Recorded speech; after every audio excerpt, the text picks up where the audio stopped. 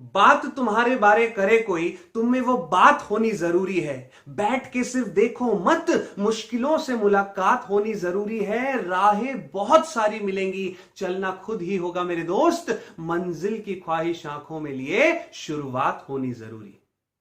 आप सबका फिर से नमस्कार। मैं अलंकार स्वागत करता हूं अपने YouTube चैनल सक्सेस एम्पलीफायर में।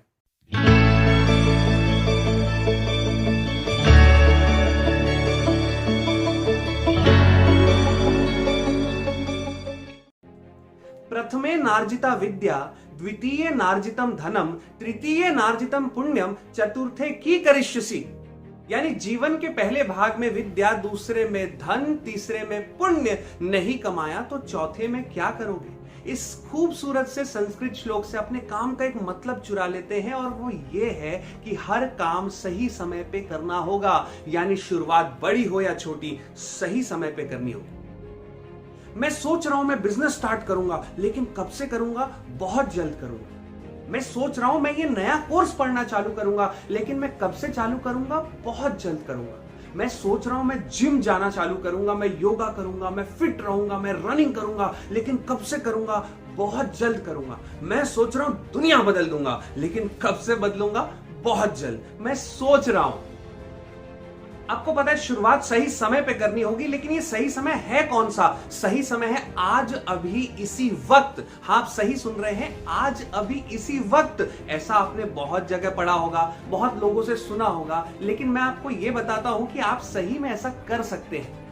जब तक आप शुरुआत करने के लिए कोई भी नए दिन का इंतजार करेंगे, आप कभी शुरुआत नहीं कर पाएंगे, क्योंकि आप अगले दिन के कमिटमेंट्स में फंस जाएंगे। अगर आप ये सोच रहे हैं कि मैं कल से शुरू करूंगा, तो ये कल से कभी नहीं चालू होगा, क्योंकि कल आपके लाइफ के नए कमिटमेंट्स आपके सामने आएंगे। आप जब तक उनको पूरा करेंगे, तब तक शाम हो चुकी होगी, तब आप सोचेंगे क्यों ना कल से शुरुआत की जाए। और इसी तरीके से आपकी शुरुआत शुरू होने से पहले ही अंत तक पहुंच जाती है। आप बिजनेस स्टार्ट करना चाहते हैं, कोई बहाना नहीं चलेगा। एक कैलकुलेटर उठाइए, एक पेन उठाइए, एक कागज उठाइए, आपके सारे पॉसिबल रिसोर्सेस एक जगह पे लिख डालिए। एक फोन उठाइए, 2 से 3 घंटे लगेंगे ऐसे हर इंसान से बात करने में जो आपके बिजनेस से आने वाले समय में कनेक्ट होने वाला है। भले ये वो पर्सन हो जिससे आप सामान खरीदेंगे, या ये वो हो जिससे आप सामान बेचेंगे, या ये वो क्यों ना हो जो आपके बिजनेस में पैसा लगाएगा आपके अलावा। अगर आप एक नया कोर्स स्टार्ट करना चाहते हैं, मोबाइल उठाइए, 1 घंटा लगेगा ज्यादा से ज्यादा। इंटरनेट में हर इंफॉर्मेशन मौजूद है। आप पूरा का पूरा कोर्स, पूरा का पूरा सब्जेक्ट डाउनलोड कर सकते हैं। और सिर्फ एक सब्जेक्ट आपको आज, अभी, इसी वक्त खत्म करना है। आपको आने वाले दिन का इंतजार नहीं करना है। आप योगा करना चाहते हैं, आप फिट बनना चाहते हैं, आप जिम जाना चाहते हैं, आप रनिंग करना चाहते हैं, 15 मिनट लगेंगे। एक स्पोर्ट्स शू लेनी है, आपको पैर में डालनी है और अपने स्ट्रीट के 3 चक्कर मार लेने हैं। आपकी शुरुआत आज हुई, इसके लिए आपने कल का इंतजार नहीं किया। कि शुरुआत है क्या? शुरुआत के बारे में बातें करते रहना शुरुआत नहीं है। शुरुआत के बारे में दिन भर सोचते रहना भी शुरुआत नहीं है। शुरुआत की सारी तैयारियां कर लेना भी सिर्फ शुरुआत की पहली सीढ़ी है। शुरुआत तो वो भी नहीं है। शुरुआत तब ही शुरुआत है जब आपने सही में पहला कदम रख दिया हो, आपकी एक्टिविटी स्टार्ट हो गई हो, और वो ही तो सबसे टफेस्ट काम है मेरे भाई। पर यह मुश्किल काम आप सिर्फ एक ही तरीके से कर सकते हैं, जब आपने 4 मुश्किलों पर विजय पा ली हो, जिसमें से सबसे पहला है एंजाइटी।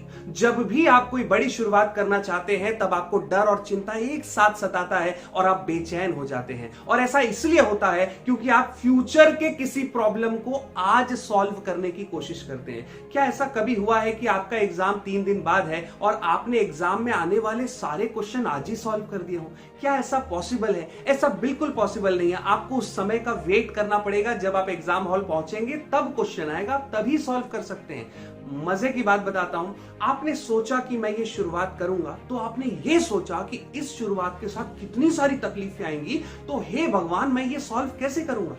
शुरुआत आपने की नहीं, उससे रिलेटेड प्रॉब्लम अभी तक आई नहीं, लेकिन आप लग गए टेंशन लेने।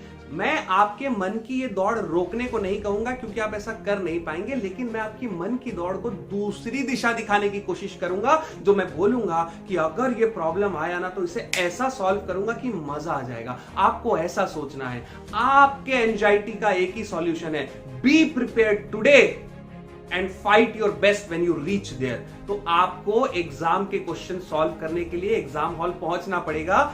आज जो आप बेस्ट कर सकते हैं वो है तैयारी, तो प्रिपरेशन जबरदस्त रखिए। हां, मैं ये नहीं कहता कि जो होगा फ्यूचर में देख लेंगे, लेकिन मैं ये जरूर कहता हूं कि तैयारी पूरी रखिए और हां, अब देख लेंगे। दूसरा फैक्टर है फियर।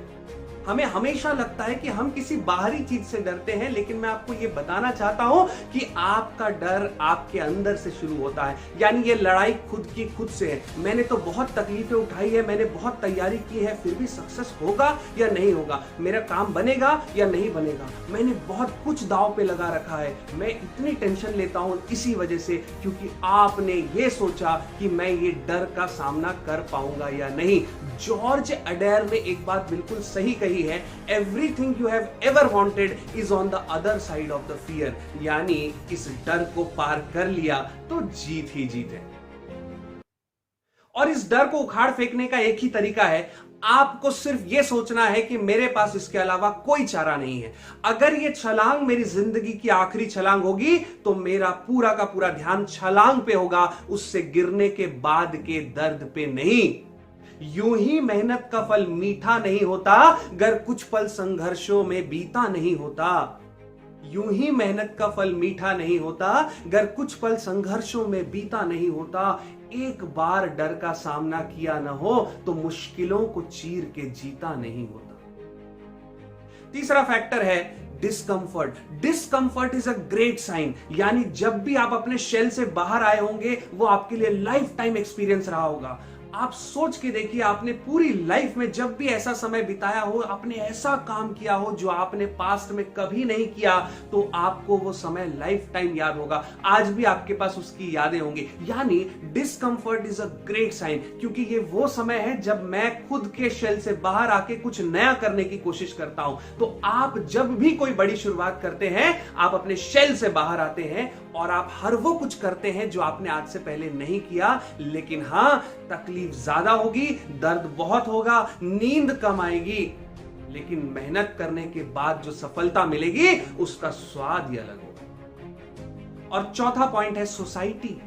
आपको सिर्फ आंख बंद करके एक बात सोचनी है जो मैं बोलता जा रहा हूं। आप सिर्फ आंख बंद रखिए और सोचिए मैं 3 घंटे से धूप में बहुत मेहनत कर रहा हूं और मुझे बहुत प्यास लगी है, लेकिन मुझे पानी कहीं नहीं मिल रहा है। मन में सिर्फ एक शब्द बार बार आ रहा है कि मुझे कहीं से पानी मिल जाए। आप चलते जा रहे हैं, सिर्फ धूप दिख रही है, ना छाव भी नहीं है कहीं पे, आपको पानी कहीं नहीं मिल रहा। आप चलते गए 4 घंटे हो गए, 5 घंटे हो गए, आपके हौसले टूटने ही वाले हैं। तभी आपको एक गांव मिलता है। उस गांव में मटके मटके पानी से भरे हुए हैं, लेकिन उस गांव में एक प्रॉब्लम है। वो प्रॉब्लम यह है कि वहां बिना ग्लास के कोई पानी नहीं पीता। और आपकी किस्मत इतनी खराब है कि जब आप वहां पे पहुंचे तब वहां पे ग्लास एक भी नहीं बचा था। तो अब आप मुझे बताइए कि आप क्या करेंगे? ग्लास का इंतजार करेंगे या सीधे ऐसे ही मटका झुका के पानी पी लेंगे? सवाल का जवाब हम दोनों जानते हैं। क्योंकि आपको प्यास बहुत ज्यादा थी, इसीलिए आपको यह फर्क नहीं पड़ेगा कि लोग क्या कहेंगे। और इसीलिए मैं कहता हूं, आई विल डू इट, कि प्यास इतनी ज्यादा होनी चाहिए कि ये फर्क ना पड़े कि लोग क्या कहेंगे। क्योंकि जब भी कभी आप बड़ी शुरुआत करते हैं, आप कोई भी शुरुआत करते हैं, सोसाइटी में बहुत सारे लोग ऐसे मिलेंगे जो आपसे नाराज होंगे, आपसे परेशान होंगे, क्योंकि ये वो लोग हैं जो इसलिए चिढ़ रहे हैं आपसे क्योंकि आपने सोचा शुरुआत करने का और कर लिया। और ये वो लोग हैं जो सिर्फ और सिर्फ सोचते रहेंगे। और आप में वो बात है, आप शुरुआत कर सकते हैं, आप सक्सेस को पा सकते हैं। हां, आप में वो बात है। और इसीलिए मैं कहता हूं, बात तुम्हारे बारे करे कोई, तुम में वो बात होनी जरूरी है। बैठ के सिर्फ देखो मत, मुश्किलों से मुलाकात होनी जरूरी है। राहें बहुत सारी मिलेंगी, चलना खुद ही होगा मेरे दोस्त। मंजिल की ख्वाहिश आंखों में लिए, शुरुआत होनी जरूरी है।